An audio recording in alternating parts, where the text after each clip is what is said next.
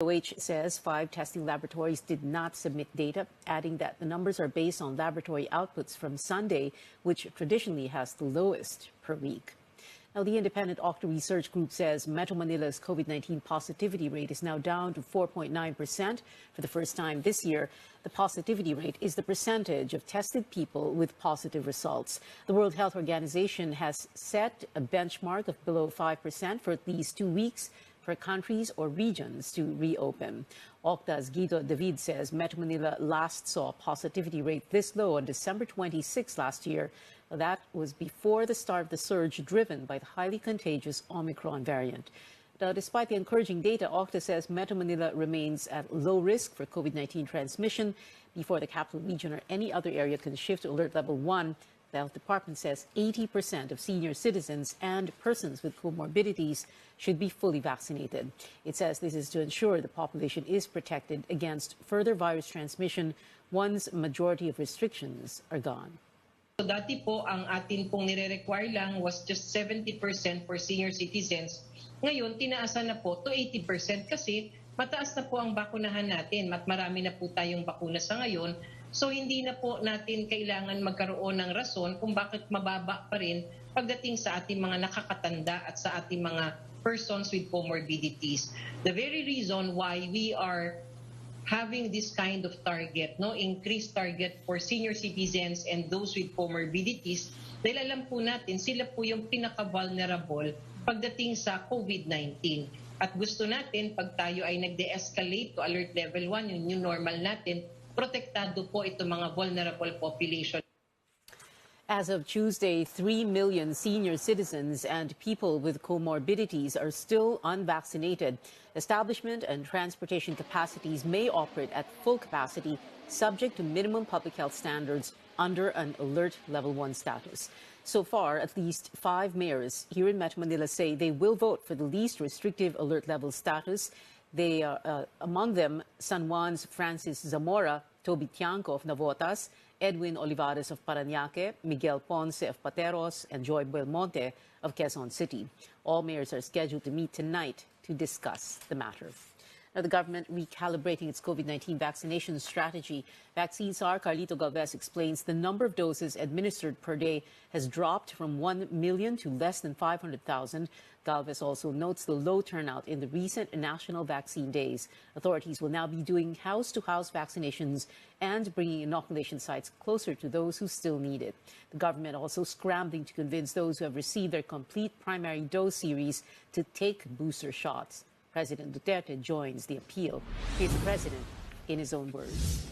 Pagpa-booster dose na kayo para ang karagdagang proteksyon laban sa COVID-19, lalo na sa mga variant nito tulad ng Omicron. Huwag kayong mangamba dahil ang ating bakuna ay pinag-aralang mabuti ng ating mga eksperto. Ito ay garantisadong di kalidad, ligtas at higit sa lahat, epektibo at mabubuhay ka. Yung hindi na makabakuna, sigurado patay yun pagdating ng panahon. Tigkas ang ulo na. So far, 62.5 million Filipinos have been fully vaccinated. That is 69% of the 90 million target population. More than 50 commuters got boosted against COVID-19 as the LRT2 kicks off its vaccination drive at the Recto station in Manila. Light Rail Transit Authority Administrator Jerry Regino says most vaccinees received their third dose.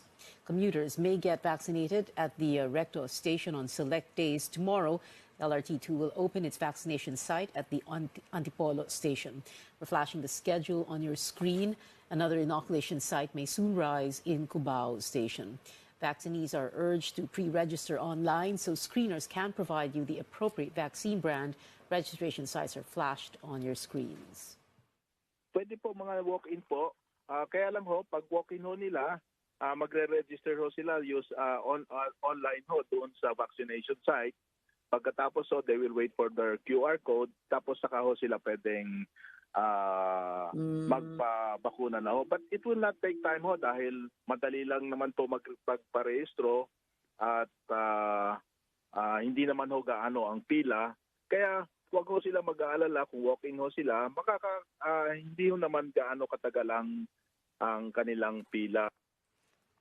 World headlines now. The United States slamming Russia after its troops entered separatist-held regions of eastern Ukraine.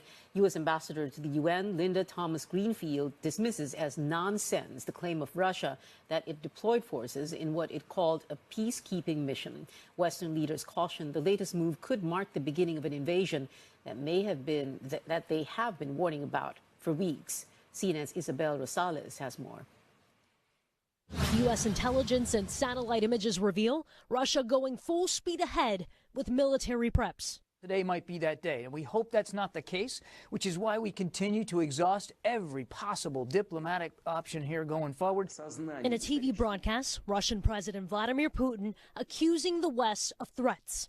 The Russian president says he is officially recognizing the separatist regions in Ukraine as independent states.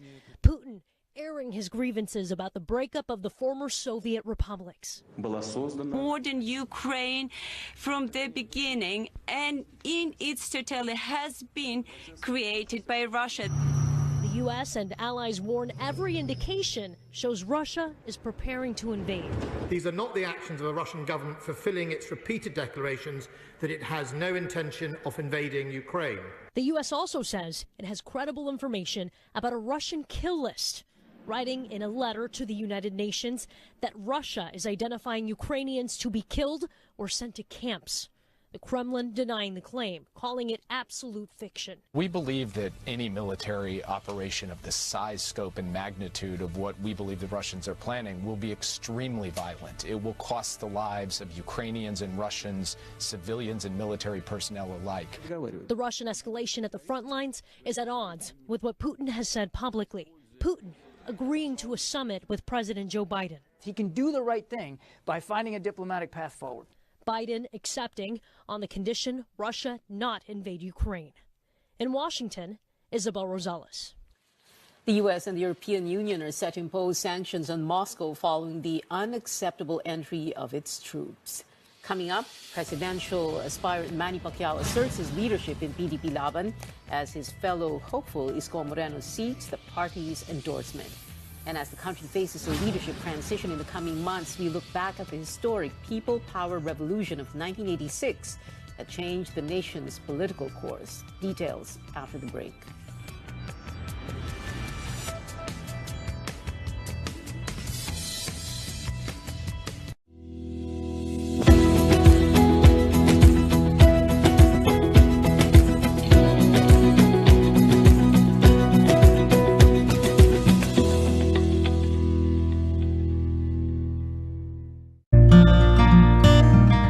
Pandemic, serving others is the best. Sa pagtutulungan, patuloy ang ating laban sa buhay.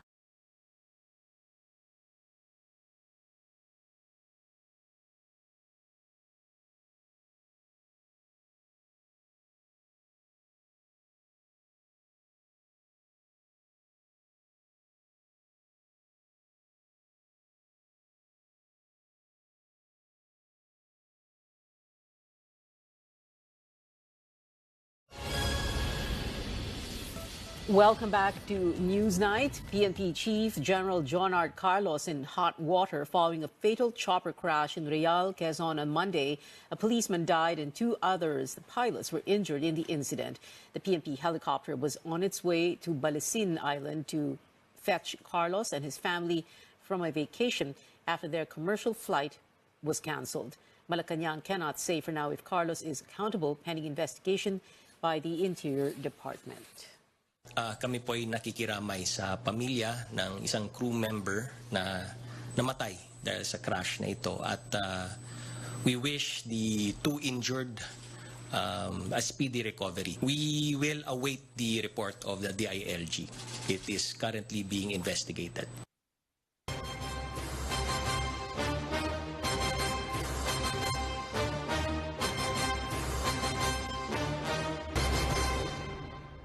Despite running under a different party, presidential candidate Manny Pacquiao argues he is still the president of PDP Laban after rival Manila Mayor Isko Moreno sought the ruling party's endorsement. CNR Canghel with that story. Senator Manny Pacquiao insists he's still the president of PDP Laban and all matters related to endorsing a presidential bet should go through him. This as his fellow presidential candidate, Manila Mayor Isko Moreno, expressed his desire to get the backing of the party of President Duterte. Pacquiao filed his candidacy under the PROMD party amid infighting with the PDP Laban faction led by Energy Secretary Alfonso Cusi. There's a pending petition before the Commission on Elections seeking to declare Pacquiao and his allies as illegitimate officials of PDP Laban. Po ang presidente ng partido, so dadaan din sa akin lahat yan. Hintayin lang natin kung may mga lumapit sa atin na gustong sumuporta. Cusi, however, says seeking PDP Laban's endorsement comes with strings attached. In a statement, he says the candidate supported by the party should commit to continuing Duterte's programs. Despite the infighting, Pacquiao says he's open to reuniting with the Cusi faction. But Senator Coco Pimentel, whose late father was one of the party's founders, shuts the door of reconciliation with Cusi. He warns there are consequences for the candidate who will accept the endorsement of the Cusi faction. Para na si those who actively seek Cusi's endorsement should pay the political price kung dating ng panahon, pagdating ng panahon. Ganun lang yun. Kaya mag-ingat sila. May manok na kami. Ang tunay na PDP Laban, may manok na. Meron na kami for President Manny Pacquiao, for Vice President, his choice, who is now Lito Atienza. With Duterte still mum on the candidate he will endorse, Pacquiao says he's counting on the support of the masses to help him win the presidency in May. CNR Canghel, CNN, Philippines. On to other presidential aspirants. Senator Ping Lacson and his running mate Tito Soto get the support of former Senator and DICT Secretary Gringo Onasan. Onasan is also part of the senatorial slate of the Marcos Duterte unit team and is one of the senatorial bets whom President Duterte had endorsed. Vice President pangunahing pangangailangan ng ating lipunan, ng ating demokrasya ay kaayusan. Yan po ang plataforma at programa ni Senador Ping Lacson at ni Senator Tito Soto. Kailangan pagkatapos ng halalan, magkaisang muli. Hindi ko napigil yung sarili ko, yakapin sa kanina kasi nang makita ko nakasama dito sa aming sentablado, talagang it was really a pleasant surprise. No? Dahil alam niyo naman, di ba, Senate, kami yung talaga original na macho black. At welcome. Vice President Leni Robredo says there is still more that needs to be done for Marawi City. She notes while the Office of the Vice President has provided assistance for the war-torn city since the start, she only has limited resources. Some of her projects in Marawi include the construction of houses and schools. As for the vice presidential candidates, Dr. Willie Ong says he will continue his campaign even if some groups are pairing his running mate, Isko Moreno, with Davao City Mayor Sara Duterte. Moreno's team, for its part, says Ong is the Manila Mayor's only vice presidential bet. Para sa akin kasi, focus lang ako sa kailangan kong gawin. So tuloy-tuloy tayo hanggang May 9. Walang atrasan to. Wala akong galit sa puso ko kasi hindi siya makakatulong. Sara Duterte vows the fair enforcement of the war on drugs and criminality as she looks to continue the campaign of her father, President Duterte. If she wins the vice presidency, she also said the nationwide crime rate dropped under the Duterte administration. That statement comes amid backlash from human rights groups and international organizations on the thousands of deaths under the drug war. Ang gagawin natin is kung ano yung ginawa natin doon sa Davao City, i-emphasize natin sa ating mga law enforcement agencies, particularly sa ating mga kapulisan sa Philippine National Police natin na ang unang-unang trabaho nila isang pantay-pantay na enforcement ng ating batas. That is the reason why Davao City is awarded one of the best City Police Office dahil naiintindihan nila kung ano yung mga dapat nila gawin, particularly against anti-criminality.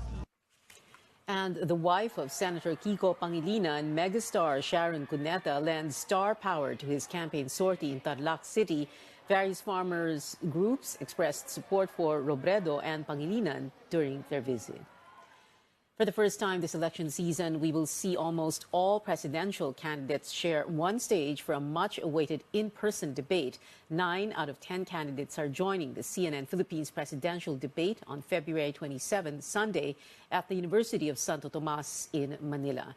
Former Senator Bongbong Marcos declined to join because of a conflict in schedule, while his running mate, Davao City Mayor Sara Duterte, turned down our request for her to participate in the vice presidential debate, but gave no reason.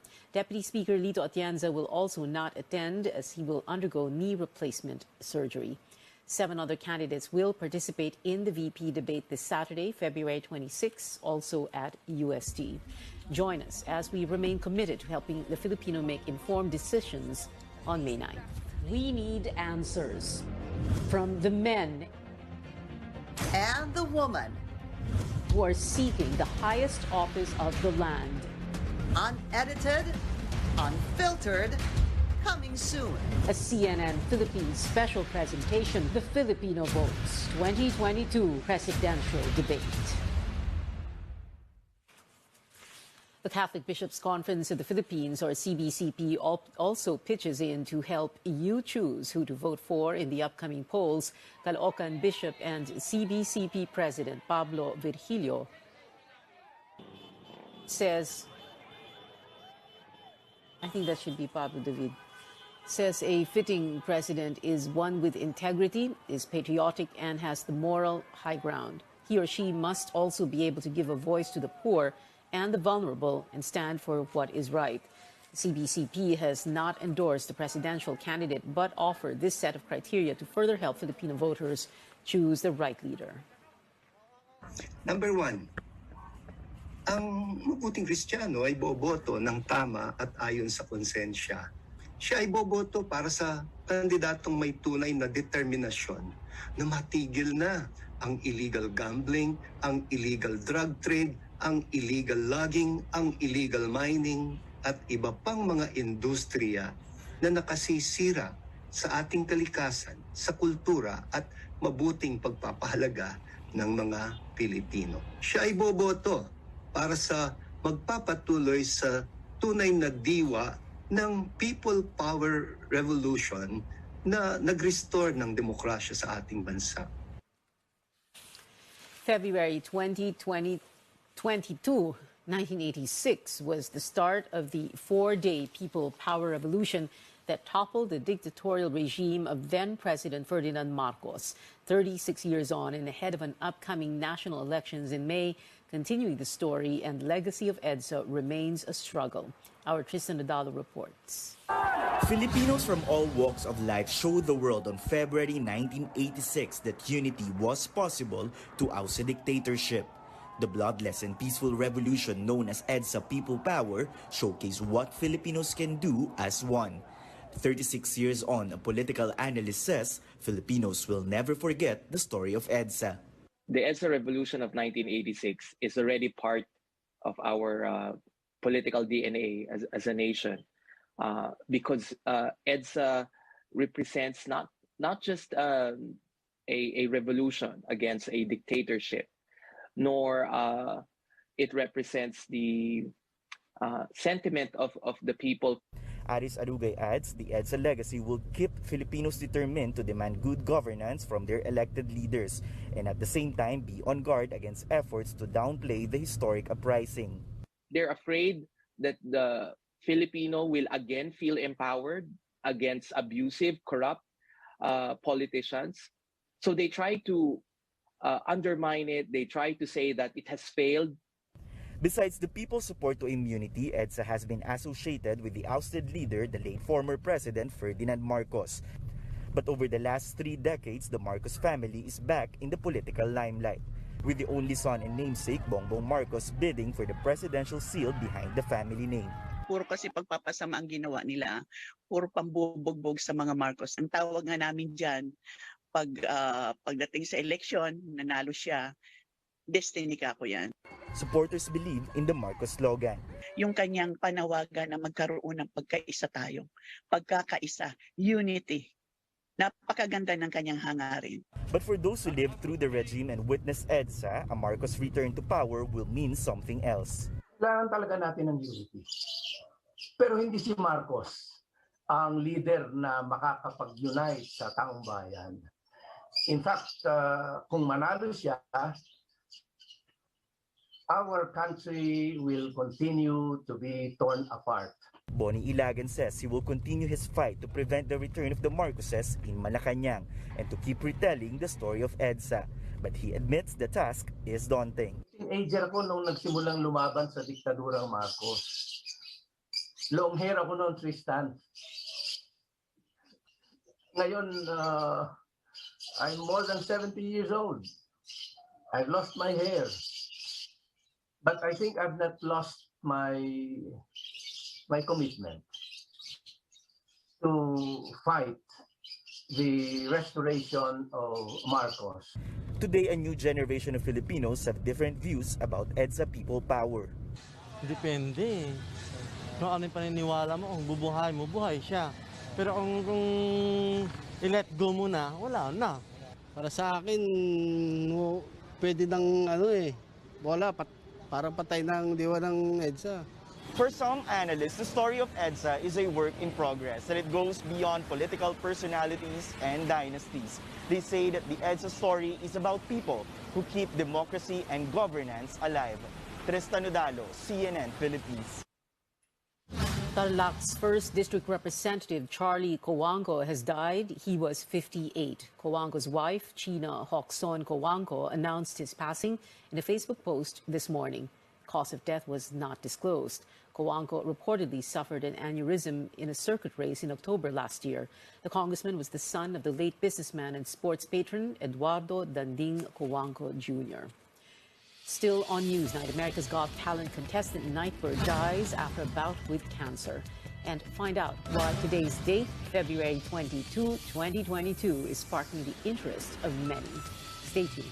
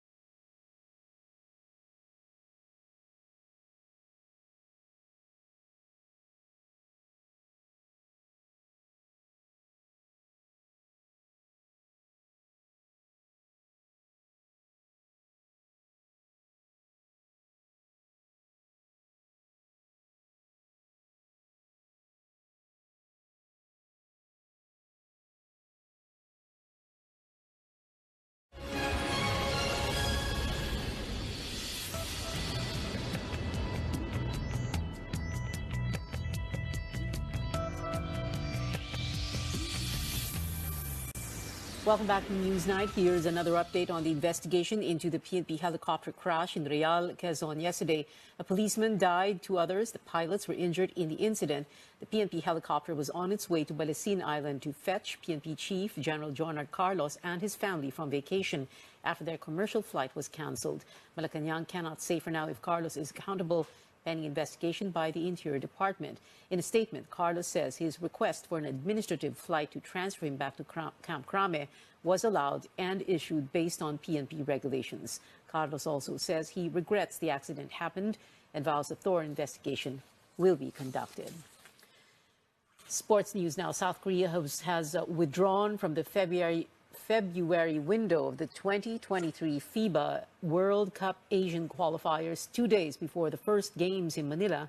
South Korean news outlet Jump Ball reports a player tested positive for COVID-19, leaving the other 12 as close contacts. The team was originally set to face Gilas Pilipinas on Thursday, February 24, and again next Monday, February 28. And the singer who stole the hearts of audiences and judges of America's Got Talent, Jane Marczewski, or Nightbird, has died. Marczewski succumbed to cancer on Sunday. The breakout star became a fan favorite on the show last year after performing her original song, It's Okay. This earned her a golden buzzer from Simon Cowell, letting Nightbird advance to the live shows.